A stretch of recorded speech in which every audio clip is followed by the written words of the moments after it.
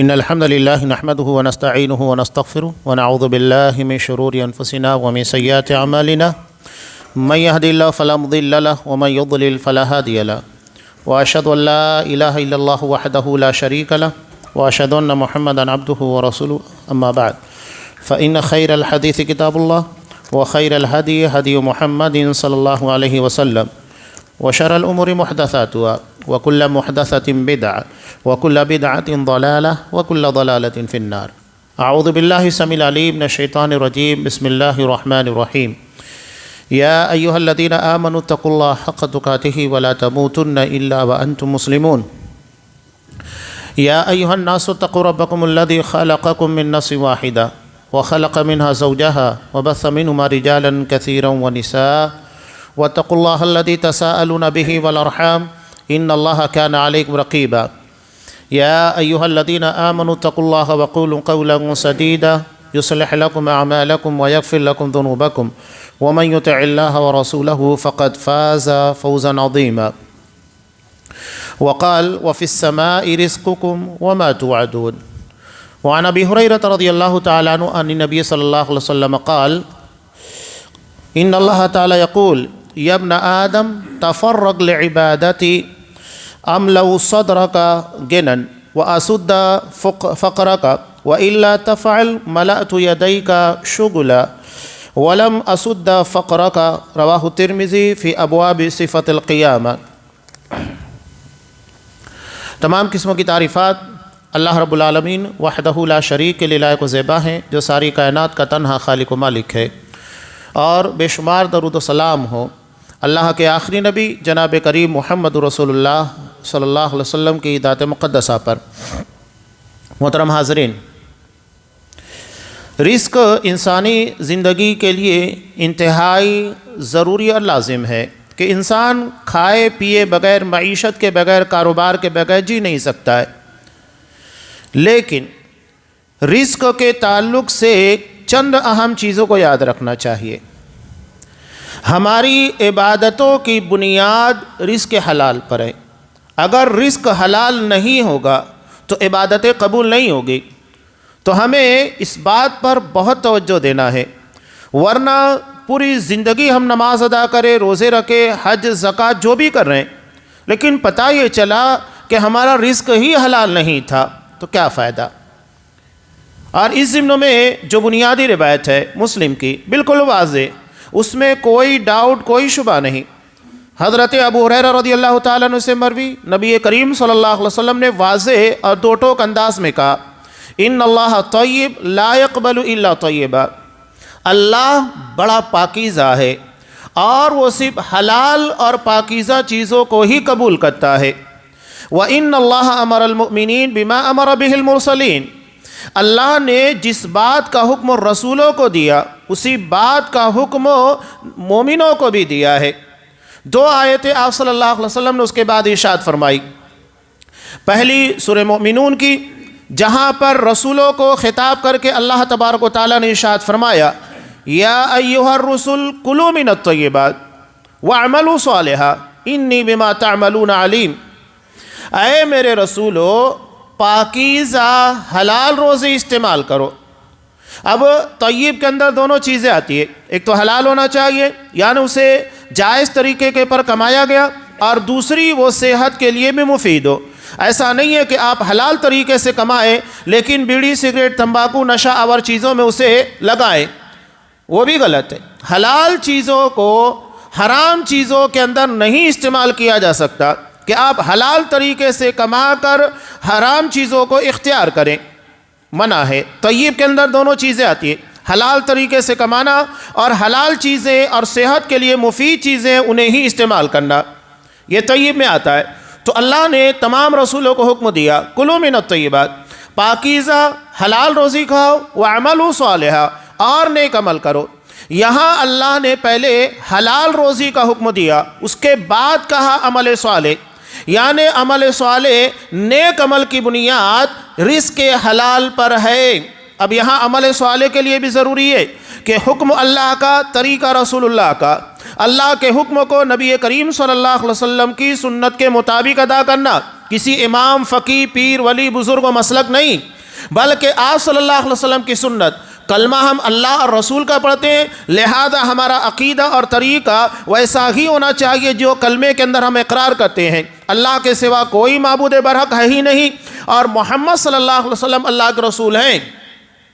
اب ایک طرف ہم دعویٰ کرتے ہیں کہ رسول اللہ صلی اللہ علیہ وسلم سے بہتر نمونہ نہیں، اور دوسری طرف نہ ہماری نماز، نہ ہمارا طریقہ، نہ ہمارا روزہ نبی کی سنت کے مطابق ہے نہیں، کسی امام کو فالو کیا جا رہا ہے، کسی پیر کو، کسی مسلک کو، تو کیا فائدہ؟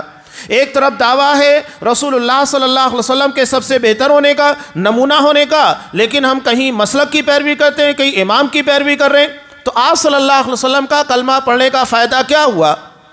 تو یہ کلمے کا جز عمل صالح اسی وقت ہوگا جب انسان کا عقیدہ صحیح ہو، اخلاص ہو، اور اس کے بعد طریقہ نبی کریم صلی اللہ علیہ وسلم کی سنت کے مطابق ہو۔ بخاری کی روایت میں حضرت حذیفہ رضی اللہ تعالیٰ عنہ نے ایک شخص کو نماز پڑھتے ہوئے دیکھا۔ یہاں لوگ کچھ نماز پڑھ رہے ہیں، بس اللہ کو صرف نماز پڑھنا نہیں، نماز کا نبی کی سنت کے مطابق ہونا ضروری ہے۔ اس لیے آپ صلی اللہ علیہ وسلم نے کہا صلو کما رأیتمونی اصلی۔ بخاری کی روایت میں نماز ویسے ہی پڑھو جیسے مجھے پڑھتے ہوئے دیکھا۔ جو نبی کی نماز ہے، نماز محمدی، جو آپ صلی اللہ علیہ وسلم نے ادا کی، وہ نماز پڑھنے کا آپ نے حکم دیا، کسی امام اور مسلک کی نماز پڑھنے کا آپ نے حکم نہیں دیا۔ یہ واضح آپ صلی اللہ علیہ وسلم کا پیغام ہے۔ تو بہرحال یہاں اللہ نے حکم دیا کہ نیک عمل کرو۔ کب نیک عمل کرنا ہے؟ پہلے رزق حلال ہونا چاہیے، اس کے بعد نیک عمل ہے۔ انی بما تعملون علیم، میں تمہارے تمام اعمال سے باخبر ہوں، یعنی تمہارا عمل جو ظاہری طور کے پر ہے، لیکن ظاہر کے بعد باطن میں کیا ہے، نیتوں کے اندر کیا ہے، وہ بھی میں جانتا ہوں۔ یعنی انسان کے عمل کا ظاہر اور باطن دونوں صحیح ہونا چاہیے۔ ظاہری طور کے پر جو نبی کریم صلی اللہ علیہ وسلم کی سنت ہے، اور باطنی طور کے پر اخلاص، یعنی اس عمل کو محض اللہ تبارک و تعالیٰ کی رضا کے لیے ادا کرنا۔ ورنہ لوگ نماز پڑھنے کے بعد بھی آخرت کے اندر رسوا ہوں گے، بہت ساری نیکیوں کے بعد بھی، شہید بھی اللہ کی بارگاہ میں جانے کے بعد رسوا ہونے والا ہے، اگر اس نے اللہ کی رضا کے علاوہ لوگوں کو دکھانے کا جذبہ دلوں کے اندر رکھا ہے۔ تو دونوں صحیح ہونا چاہیے، ظاہر بھی باطن بھی۔ اللہ نے دونوں چیزوں کے بارے میں کہا، پہلے ظاہر کے بارے میں کہا عمل صالح، یعنی اللہ کے حکم کو نبی کی سنت کے مطابق ادا کرنا، اور انی بما تعملون علیم، میں تمہارے عمل کے بارے میں مکمل علم رکھتا ہوں۔ ہمارا علم تو ظاہر کے پر ہوتا ہے، دل میں کیا ہے اس کو ہم نہیں جانتے، لیکن اللہ کا علم علیم بذات الصدور ہے، وہ دل کی دھڑکنوں کے راز کو بھی جانتا ہے۔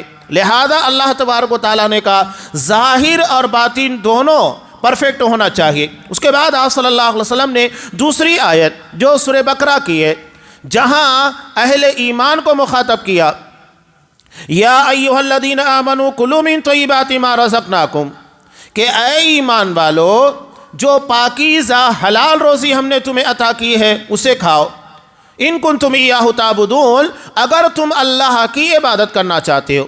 یعنی عبادت کی بنیاد رزق حلال پر ہے، روزی پاکیزہ ہونا چاہیے۔ اس کے بعد آپ صلی اللہ علیہ وسلم نے ان دونوں آیتوں کو کوٹ کرنے کے بعد ایک تمثیل، ایک مثال، ایگزامپل پیش کی۔ ثم ذکر الرجل، ایک آدمی کا تذکرہ آپ نے کیا، یطیل السفر، جو بڑا طویل سفر کر کے آتا ہے، اشعث اغبر، اس کے بال پراگندہ ہے، حالت بھی بالکل بگڑی ہوئی ہے، لگتا ہے کہ بڑا لمبا سفر طے کر کے آیا ہے، دیکھنے سے سمجھ میں آ رہا ہے۔ اس کے بعد وہ اپنے ہاتھوں کو آسمان کی طرف اٹھاتا ہے اور کہتا ہے یا ربی یا ربی، اے میرے پروردگار، اے میرے پروردگار۔ وہ اللہ سے دعائیں مانگتا ہے۔ آپ صلی اللہ علیہ وسلم نے کہا کہ اس کی ظاہری حالت کہ اگر انسان دیکھ لے تو رحم آ جائے، تو رب العالمین جو ارحم الراحمین ہے اسے کیوں رحم نہیں آئے گا؟ اور اس کے بعد نبی کریم صلی اللہ علیہ وسلم کی یہ حدیث بھی کہ اللہ کو شرم آتی ہے، جیسا کہ ابو داؤد کی روایت میں اللہ کو شرم آتی ہے کہ کوئی بندہ اس کے سامنے اپنے دونوں ہاتھوں کو پھیلائے اور اللہ اس کو خالی لوٹا دے، اللہ کو شرم آتی ہے۔ لیکن اس کے بعد بھی کہ اس کی ظاہری حالت ایسے اپنے ہاتھوں کو اللہ کی بارگاہ میں پھیلا کر دعائیں مانگ رہا ہے، لیکن اللہ اس کی دعا کو قبول نہیں کرتا ہے، جبکہ وہ مسافر ہے، اس کی حالت پراگندہ ہے اور وہ ہاتھوں کو اٹھا کر اللہ کے سامنے دعائیں مانگ رہا ہے۔ حالانکہ مسافر وہ ہوتا ہے کہ جس کی دعا اللہ رد نہیں کرتا، لیکن اللہ اس کی دعا رد کر دیتا ہے۔ کیوں رد کر دیتا ہے؟ اس کی وجہ آپ صلی اللہ علیہ وسلم نے ارشاد فرمائی کہ آخر اس کی دعا کیسے قبول کی جائے گی؟ وَمَطْعَمُهُ حرام وَمَلْبَسُهُ حرام وَغُذِيَ بِالْحَرام، اس کا کھانا، اس کا پینا، اس کا لباس، اس کے جسم میں دوڑنے والا خون سب حرام کا۔ فَأَنَّا يُسْتَجَابُ لِذَلِكَ، اللہ اس کی دعا کیوں قبول کرے گا؟ آج سوچئے گا کہ آج مسلمانوں کے لیے اتنی دعائیں مانگی جا رہی ہیں، انسان اپنے لیے دعا مانگتا ہے اور اپنے اہل خانہ مسلمانوں کے حق میں دعا مانگتا ہے، کیوں قبول نہیں ہوتی ہے؟ وہ ارحم الراحمین، جو بڑا رحم کرنے والا، ساری ماؤں سے بڑھ کر رحم کرنے والا، اس کے بعد بھی اس کی جناب میں ہماری دعائیں رائے گاں کیوں جا رہی ہے؟ اس کی ایک بڑی وجہ اس حدیث کے اندر بیان کی گئی ہے کہ وہ عقل حلال نہیں ہے، کہ ہمارا رزق حلال نہیں ہے، جس کی بنیاد کے پر ہماری دعاؤں کے اندر اثر نہیں ہو رہا ہے۔ تو جب دعا قبول نہیں ہوگی تو بقیہ عبادتیں قبول ہونے والی کہاں سے ہے؟ کوئی عبادت اللہ کے یہاں قبول نہیں ہوگی جب تک کہ ہمارا رزق حلال نہیں ہوگا، یہ بنیاد ہے۔ اگر انسان کا رزق حلال کا ہے تو وہ ایک سجدہ بھی اللہ کی بارگاہ میں ادا کرے گا، انشاءاللہ قبول ہوگا۔ لیکن اگر اس کا رزق حرام کا ہے، وہ پوری زندگی اللہ کے سامنے تہجد ادا کرتا رہے، فرض نماز ادا کرتا رہے، قبول ہونے والا نہیں ہے۔ واضح طور کے پر قرآن کی آیتیں، نبی کریم صلی اللہ علیہ وسلم کے فرامین بتا رہے ہیں، اس میں کوئی ڈاؤٹ، کوئی شبہ نہیں ہے۔ یہ ہماری بنیادی شرط ہے۔ شرط کا مطلب سمجھ میں آتا ہے؟ شرط کا مطلب یہ ہے کہ جب تک شرط نہیں پائی جائے گی مشروط نہیں ملے گا۔ مثلا کہ نماز کے لیے وضو شرط ہے، آپ اگر بغیر وضو بنائے ہوئے کتنی بھی نماز پڑھیں گے قبول نہیں ہوگی۔ کیوں نہیں ہوگی؟ اس لیے کہ وضو نماز کے لیے شرط ہے، جب تک آپ کا وضو نہیں ہوگا نماز نہیں ہونے والی ہے۔ یہی چیز اللہ نے یہاں پر عبادت کے لیے شرط رکھی ہے کہ ہمارا رزق حلال ہونا چاہیے۔ رزق حلال نہیں ہوگا، کتنی بھی عبادت کیجیے گا قبول نہیں ہوگی، اس لیے کہ شرط و مفقود ہے، پائی نہیں جا رہی ہے، شرط کے مطابق کام نہیں کیا جا رہا ہے۔ کوئی یہ نہ سمجھے کہ ہم نے اتنی نمازیں پڑھی، اتنے روزے رکھے، نہیں، واضح بالکل پیغام دے دیا گیا ہے۔ رزق اگر حلال نہیں ہے تو اپنے بارے میں سوچ لیجئے گا کہ اللہ تبارک و تعالیٰ عبادتوں کو قبول کرنے والا نہیں ہے۔ جس بات کا حکم نبیوں کو دیا گیا اسی بات کا حکم اللہ نے تمام انسانوں کو، تمام مسلمانوں کو دیا ہے۔ یہ میں نے بنیادی طور کے پر بیان کر دیا۔ ایک دوسری روایت جسے میں نے خطبہ مسنونہ کے فوراً بعد آپ کے سامنے پیش کیا، ترمذی کی روایت، حدیث قدسی ہے۔ حدیث قدسی کا مطلب کیا ہے؟ جس روایت کو، جس حدیث کو نبی کریم صلی اللہ علیہ وسلم اللہ کے حوالے سے بیان کرے کہ اللہ فرماتا ہے۔ اگر اللہ کے رسول صلی اللہ علیہ وسلم کسی حدیث کے اندر بیان فرمائے وہ مرفوع ہوتی ہے، یعنی جسے آپ صلی اللہ علیہ وسلم نے بیان کیا۔ لیکن اگر کسی قول کی نسبت حدیث کے اندر نبی کریم صلی اللہ علیہ وسلم اللہ کی طرف کریں کہ اللہ فرماتا ہے تو وہ حدیث قدسی ہوتی ہے۔ یہ محدثین کی اصطلاح کے اندر ہے۔ اب یہ حدیث قدسی ہے کہ حضرت ابو ہریرہ رضی اللہ تعالیٰ عنہ نبی کریم صلی اللہ علیہ وسلم سے، اور نبی کریم صلی اللہ علیہ وسلم اللہ کے قول کو نقل کرتے کہ ان اللہ تعالیٰ یقول، اللہ فرماتا ہے۔ کیا فرماتا ہے؟ یا ابن آدم، کہ اے آدم کی اولاد، کہ اگر تفرغ لعبادتی، تو میری عبادت کے لیے فارغ ہو جا۔ فارغ کا مطلب کیا ہے؟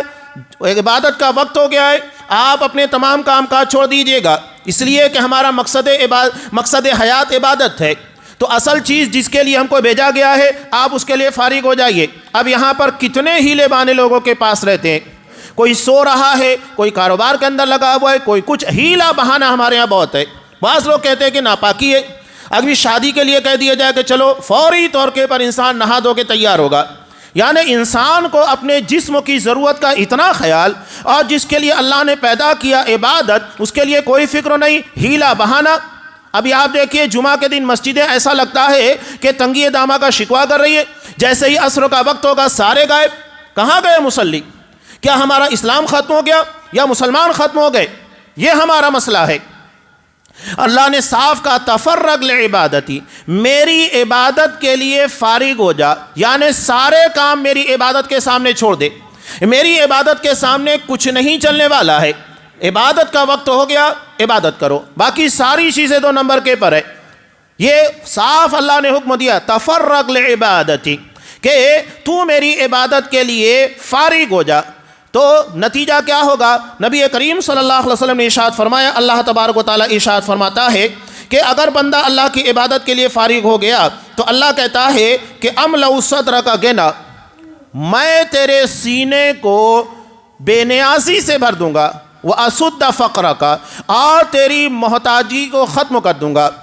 دو بہت بڑی چیزیں اللہ نے بیان کی ہے کہ ایک تو سینہ، ایک انسان وہ ہوتا ہے جسے دنیا کی بہت ساری دولت مل جائے اس کے بعد بھی دل مطمئن نہیں ہوتا ہے. آیا تھا کیا سکندر دنیا سے لے گیا کیا، تھے دونوں ہاتھ خالی نکلے کفن کے باہر. آدھی دنیا کو فتح کرنے کے بعد بھی اسے سکون نہیں ملا، اسے دولت کی ہرس تھی، اور جس دل کے اندر دولت کی ہرس بیٹھ جائے تو وہ پوری دنیا بھی اس کے سامنے پیش کر دی جائے اس کا جی نہیں بھرنے والا ہے. آپ صلی اللہ علیہ وسلم نے کہا کہ ایک ابن آدم اگر اسے 2 وادی سونے کی دی جائے جو پہاڑ کا دامن ہوتا ہے، آپ اندازہ نہیں لگا سکتے اتنا اگر سونا دے دیا جائے تو وہ تیسرے کی تمنا کرے گا کہ تیسری وادی بھی سونے کی مل جاتی تو بہتر تھا. لیکن ابن آدم کے سینے کو سوائے مٹی کے کوئی چیز نہیں بھر سکتی ہے، یعنی وہ قبر میں جائے گا تبھی اس کی خواہشات بند ہوگی، ورنہ جب تک وہ جیتا رہے گا اس کی خواہشات جاگتی رہے گی، مرے گا اس کے ساتھ اس کی خواہشات بھی قبروں میں چلی جائے گی. یہ آدم علیہ السلام کی اولاد کی حالت. تو لیکن اللہ تبارک و تعالیٰ کیا کرے، اگر ہم عبادت کے لیے فارغ ہو جائیں، عبادت میں صرف نماز نہیں ہے، وہ تمام چیزیں عبادت ہے جس کے کرنے کا اللہ نے حکم دیا. یہ واضح تو چیز ہے، اللہ نے جس چیز کو بھی کرنے کا حکم دیا جس میں انسان اللہ کو خوش کرنے کے لیے، راضی کرنے کے لیے عمل کرتا ہے، یہ تمام چیزیں عبادت کے اندر شامل ہے.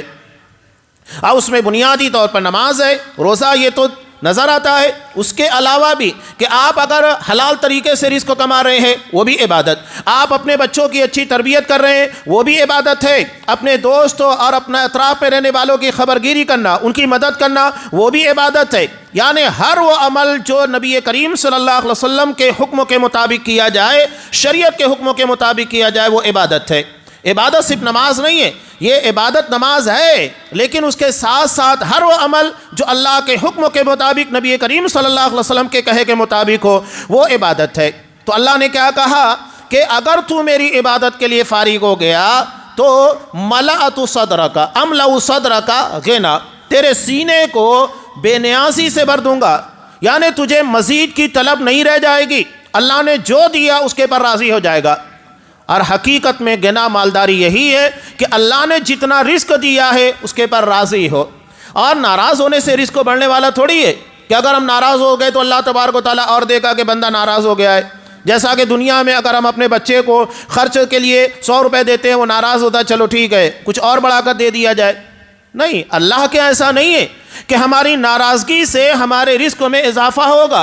اضافہ کب ہوگا، برکت کب ہوگی؟ جب ہم اللہ کے دیے ہوئے رزق پر راضی ہوں گے، تب اللہ ہمارے سینے کو غنا سے، بے نیازی سے بھر دے گا، اور واسد فقرک، اور ہماری محتاجگی اس کو ختم کر دے گا. بہت بڑی چیز ہے کہ ایک انسان، ہم دیکھتے ہیں اچھا خاصا کما رہا ہے اور اس کا کاروبار بھی اچھا چل رہا ہے، لیکن جیسے ہی آپ اس کے احوال پوچھیں گے، ارے فلاں کا قرض دینا ہے، یہ پریشانی ہے، وہ پریشانی ہے، بچے کا یہ کرنا ہے، اس کا یہ کرنا ہے، بہت سارے پریشانیاں اور پرابلم بتاتا ہے. ہم کو بظاہر لگتا ہے کہ زندگی بڑی اچھی شاندار گزر رہی ہے، لیکن جیسے ہی سوال کریں گے سارا بھانڈا پھوٹ جاتا ہے کہ حقیقت میں اس کی زندگی میں پریشانیاں اور محتاجگی کتنی ہے.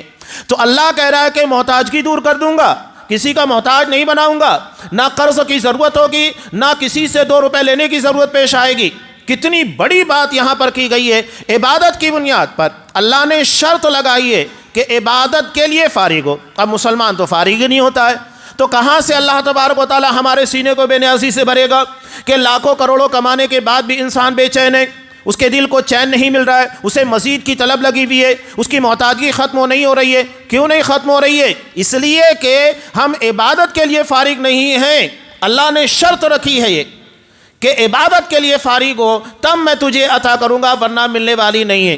جب ہم عبادت کے لیے فارغ نہیں ہوں گے تو سوچنا ہی نہیں کہ اللہ تبارک و تعالیٰ ہماری زندگی کے مسائل کو حل کرے گا. ہم چاہتے ہیں کہ ہماری زندگی کے مسائل حل ہو، ہماری محتاجگی دور ہو، ہر کوئی چاہتا ہے. اللہ سینے کو غنا سے بے نیازی سے بھر دے، ہر کوئی چاہتا ہے، تو اس کے لیے آپ کو یہی نسخہ اپنانا ہوگا جو نبی کریم صلی اللہ علیہ وسلم نے اس حدیث قدسی کے اندر بیان کیا۔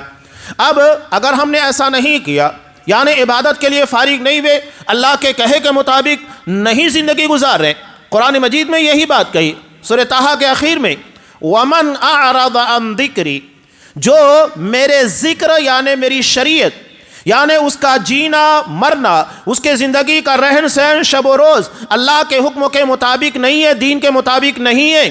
قرآن صاف طور کے پر کہہ رہا ہے وَمَنْ أَعْرَضَ عَنْ ذِكْرِي، جو میری شریعت کو اوائڈ کرے گا، نظر انداز کرے گا۔ یہاں باتیں کتنی کی جائے، اگر کسی کے یہاں کچھ مسئلہ پیدا ہو جائے، خاص طور کے پر میراث کے مسائل، لوگ کتنے لوگ ہیں دھڑلے کے ساتھ کہتے ہیں نہیں مجھے شریعت کے مطابق فیصلہ نہیں کرنا ہے۔ کیوں نہیں کرنا ہے؟ آپ علماء سے سوال کیجئے کہ اگر کوئی یہ کہتا ہے کہ مجھے شریعت کے مطابق فیصلہ نہیں کرنا، اس کا مطلب کیا ہے؟ وہ دین کا انکار کر رہا ہے، کفر کے راستے کے پر چلا گیا ہے۔ یہ چھوٹی بات نہیں ہے کہ آپ اللہ کے دین، اللہ کی شریعت کے انکار کریں، یعنی اللہ سے بہتر کوئی فیصلہ کرے گا؟ اللہ نے ہمارے لیے دین اور شریعت کے اندر جو احکامات نازل کیے اس سے بہتر کوئی حکم نازل کرے گا؟ الیس اللہ بأحکم الحاکمین، کیا اللہ سے بہتر کوئی فیصلہ کرنے والا ہے؟ یہ بہت بڑی جرأت ہے جو ہمارے یہاں لوگ کرتے ہیں۔ اور بھی دیگر مسائل کے اندر دیکھیے، مسلمانوں کے کیسز جو کورٹ کچہری کے اندر لگے ہوئے، وہ ہماری دلیل ہے کہ دراصل ہم شریعت کا انکار کھلے طور کے پر کرتے ہیں۔ نہیں چاہیے ہمیں شریعت کے احکامات، ورنہ اگر شریعت کے احکامات قبول ہوتے تو اختلافات ہی نہیں ہوتے، یہ مسائل ہماری زندگی کے اندر نہیں ہوتے فوری طور کے پر حل ہو جاتے۔ نہیں مان رہے ہیں، اس کا نتیجہ ہے وَمَنْ أَعْرَضَ عَنْ ذِكْرِي، جو میرے اس شریعت، میرے آرڈر کو فالو نہیں کرے گا، نظر انداز کرے گا، تو نتیجہ کیا ہوگا؟ فَإِنَّ لَهُ مَعِيشَةً ضَنْكَ، اس کی زندگی کو تنگ بنا دوں گا۔ تو آج ہماری زندگی کی تنگیاں، پریشانیاں اس بات کی دلیل ہے کہ ہم شریعت کو نظر انداز کر رہے ہیں، اللہ کے دین کو نظر انداز کر رہے ہیں۔ صاف طور پر اللہ نے کہا، وہی بات یہاں پر حدیث قدسی کے اندر بھی بیان کی گئی ہے۔ اللہ تبارک و تعالیٰ کہتا ہے کہ اگر تو ایسا نہیں کرے گا وَإِلَّا تَفْعَلْ، اگر تو نے ایسا نہیں کیا، یعنی عبادت کے لیے تو فارغ نہیں ہوا، نماز، اذان، ان تمام چیزوں کے بعد اپنے کاروبار اور زندگی کے مشاغل سے فارغ نہیں ہوا، آپ صلی اللہ علیہ وسلم کا عمل کیا تھا؟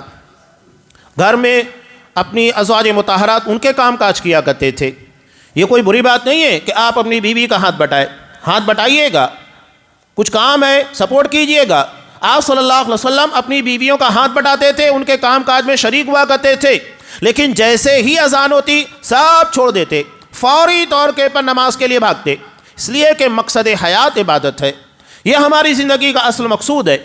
تو کام کاج، دنیاوی زندگی، امور، کاروبار، یہ سب ضروری ہے، لیکن ساتھ ہی ساتھ یہ بھی ضروری ہے کہ جیسے ہی اذان کا وقت ہو سب چھٹ جانا چاہیے۔ اب جب رب العالمین نے بلا لیا تو دنیا کا کوئی انسان اس کے آڑے نہیں آنا چاہیے۔ اگر دنیا میں بھی ہم دیکھتے ہیں نا کہ کسی کا اگر کوئی باپ بلا لے، ماں بلا لے، تو انسان بولتا نہیں یار میرے باپ نے بلایا ہے، میرے والد صاحب نے بلا لیا ہے، ابا نے بلا لیا، امی نے بلا لیا ہے، تو کام کاج چھوڑ کر بھاگتا ہے۔ تو آپ دنیا میں انسانوں کو اتنی اہمیت دیتے، تو رب العالمین سوچئے گا کہ کوئی موازنہ نہیں ہے انسانوں سے، کہ جب رب العالمین کا آرڈر آ جاتا ہے، بلاوا آ جاتا ہے، سب چھوڑ دیا جاتا ہے، چھوڑ دیجئے گا سب۔ یہی اصل پہچان ہے جو آپ صلی اللہ علیہ وسلم نے بیان کی کہ ایک کافر اور ایک مومن کے درمیان فرق کرنے والی چیز کیا ہے؟ مسلم کی روایت میں نا الصلاۃ، نماز ہے۔ اذان ہوتی ہے تو اذان ہونے کے بعد اگر بندہ مومن ہے، اس کا ایمان اور اس کا اپنے رب کے پر ہے، اللہ کے بلاوے کے پر وہ دنیا کو چھوڑ دیتا ہے، نماز کے لیے چلا جاتا ہے، یہ اس کے ایمان کی علامت ہے۔ اور اگر وہ کاروبار کے اندر لگا ہوا ہے، اس کا مطلب یہ ہے کہ وہ اللہ کے اس بلاوے کا انکار کر رہا ہے۔ کفر کا مطلب انکار کرنا، وہ نہیں مان رہا ہے۔ اللہ کہہ رہا ہے حی علی الفلاح، آؤ کامیابی کی طرف، بندہ کہتا نہیں کامیابی مسجد میں، عبادت میں کہاں ہے؟ کامیابی کاروبار کے اندر ہے۔ آج ہم لوگ وہی کہتے ہیں نا، کاروبار کو اتنی اہمیت دے دی گئی۔ سورہ جمعہ میں اللہ نے کیا حکم دیا؟ فَإِذَا قُضِيَتِ الصَّلَاةُ فَانتَشِرُوا فِي الْأَرْضِ، کہ جب نماز ادا کر دی جائے زمین میں پھیل جاؤ، وَابْتَغُوا مِن فَضْلِ اللَّهِ، اللہ کا رزق تلاش کرو، اس کا فضل تلاش کرو۔ یعنی پہلے عبادت ہے پھر تجارت ہے، لیکن ہم لوگوں نے الٹ دیا ہے، پہلے تجارت اس کے بعد عبادت، دیکھیں گے کریں گے نہیں تو کوئی مسئلہ نہیں ہے، لیکن تجارت بہت ضروری ہے۔ تو ہم نے جب اللہ کے حکم کو اس کے احکامات کو پلٹ دیا تو اللہ تبارک و تعالیٰ نے ہماری حالت کو بھی پلٹ دیا ہے۔ ہم چاہتے کہ ہماری حالت سدھر جائے تو ہمیں سدھرنا ہوگا کہ پہلے عبادت کو ترجیح دینا ہوگا، اس کے بعد تجارت۔ اسلام منع نہیں کرتا ہے کہ آپ صرف عبادت ہی کرو، نہیں، جیسا کہ بہت سارے لوگ سب چھوڑ چھاڑ کے صرف مسجد، وہ بھی غلط ہے۔ آپ کے بیوی بچوں کا حق ہے، آپ انہیں کمائیے کھلائیے، وہ بھی صدقہ ہے، وہ بھی عبادت ہے، اللہ نے حکم دیا ہے۔ یہ نہیں کہ آپ کسی سے بھیک مانگ کر قرض لے کر کھلاؤ، آپ کی ذمہ داری ہے کمائیں کھلائیں محنت کریں، یہ آپ کی ذمہ داری ہے۔ تو یہاں اللہ نے پہلے عبادت اس کے بعد تجارت کو حکم دیا۔ تو اللہ کے رسول صلی اللہ علیہ وسلم نے ارشاد فرمایا وَإِلَّا تَفْعَلْ، اگر تو ایسا نہیں کرے گا یعنی میری عبادت کے لیے فارغ نہیں ہوگا تو نتیجہ کیا ہوگا؟ مَلَأْتُ يَدَيْكَ الشُّغْلَ، میں تیرے ہاتھوں کو مشغولیات کے اندر لگا دوں گا، یعنی فرصت نہیں مل پائے گی۔ انسان اپنے کاروبار میں اتنا الجھ جائے گا کہ نماز کے لیے یا دوستوں کو وقت دینے کے لیے، اللہ کی عبادت کے لیے وقت نہیں مل پائے گا۔ اور وَلَمْ أَسُدَّ فَقْرَكَ، اور تیری محتاجگی بھی دور نہیں کروں گا، پریشان رہے گا۔ کمانے کے بعد بھی آج بہت سارے لوگ ہیں نا، کمانے کے بعد بھی لگتا ہے کہ زندگی کی ضروریات پوری نہیں ہو رہی ہے۔ یہ وہی ہے جو اس حدیث کے اندر بیان کیا۔ میں رزق کے تعلق سے کچھ باتیں رکھنا چاہتا تھا، وقت تو پورا ہو رہا ہے، صرف اشارتاً دیکھ لیجئے گا۔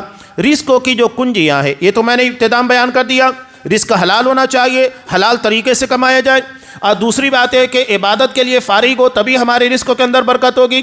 اب رزقوں کے لیے بنیادی چیز یاد رکھیے گا، ہم رزقوں کی فکر کرتے ہیں، رزاق کو بھول جاتے ہیں۔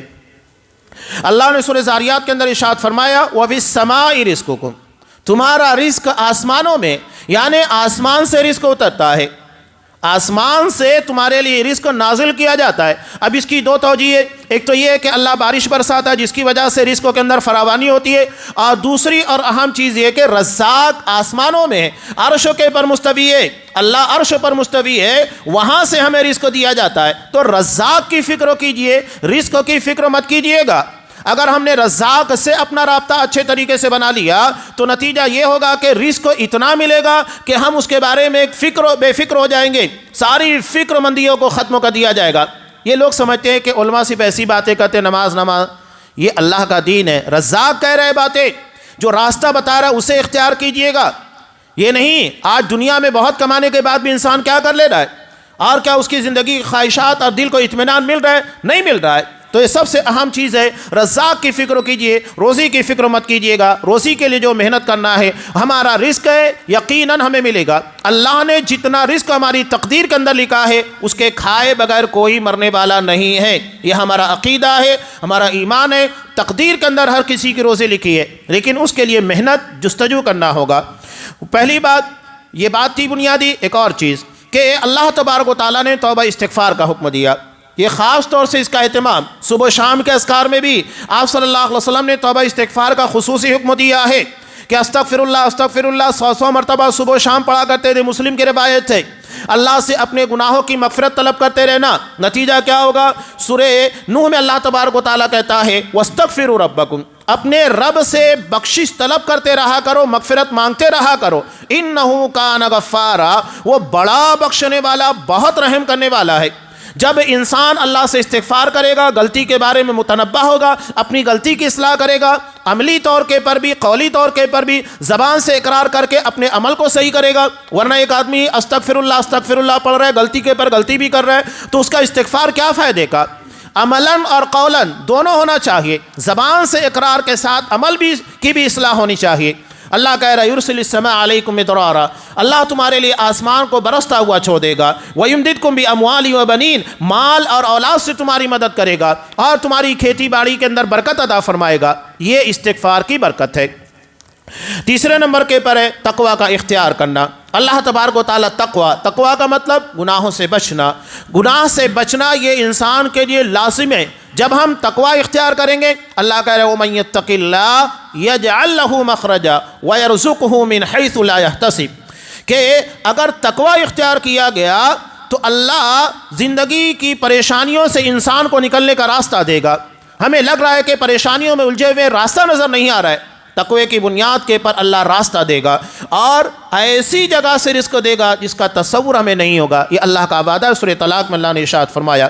اس کے بعد تیسری اور اہم چیز ہے توکل. اللہ پر یقین ہونا چاہیے. اللہ کے رسول صلی اللہ علیہ وسلم نے ارشاد فرمایا, یہ نسائی وغیرہ کی روایت ہے, لو انکم تتوکلون علی اللہ حق توکلی, اگر تمہارا اللہ پر ایسا یقین اور بھروسہ ہو جیسا کہ حق ہونا چاہیے, لرزقکم کما یرزق الطیر, اللہ تمہیں اسی طرح روزی دے گا جیسا کہ پرندوں کو روزی دیتا ہے. تغدو خماسا وتروح بطانا, کہ وہ صبح کے وقت تو پچکے ہوئے پیٹ لے کر نکلتے ہیں اور شام کو جب گھونسلوں میں لوٹتے ہیں تو ان کے پیٹ بھرے ہوئے ہوتے ہیں, وہ محنت کرتے ہیں.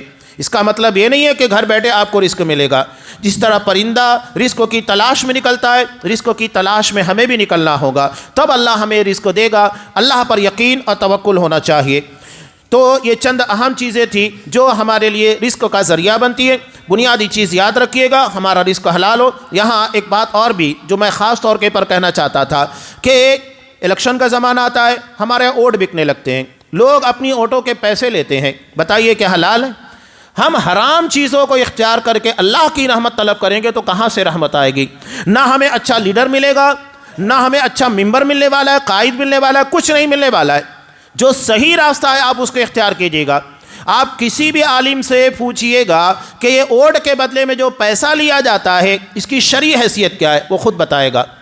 یہ حلال نہیں ہے, کوئی اس کو حلال نہیں کہے گا. لہذا اپنی تجارت کو, اپنی کمائی کو, انکم کو پاک کیجئے گا تاکہ ہماری عبادتیں اللہ کے یہاں پر قبول ہو سکے. اور بھی وہ تمام ذرائع جو حرام کے ہیں, حرام طریقے سے انسان کماتا ہے, ہمیں اس سے بچنا ہوگا ورنہ یہ عبادتیں رائے گاں ہو جائے گی. اللہ تبارک و تعالی ہمیں رزق حلال کے بارے میں علم حاصل کرنے کی توفیق دے تاکہ اس علم کی بنیاد کے پر ہم صحیح اور حلال رزق حاصل کر سکیں, اور ہمیں عبادت کے لیے بھی فارغ ہونے کی توفیق دے تاکہ ہماری زندگی کی پریشانیاں اور مشکلات کا حل اللہ خود نکال سکے. آمین. بارک اللہ لنا ولکم فی القرآن العظیم ونفعنی وإیاکم بالآیات والذکر الحکیم انہ تعالی جواد کریم ملک رؤوف رحیم.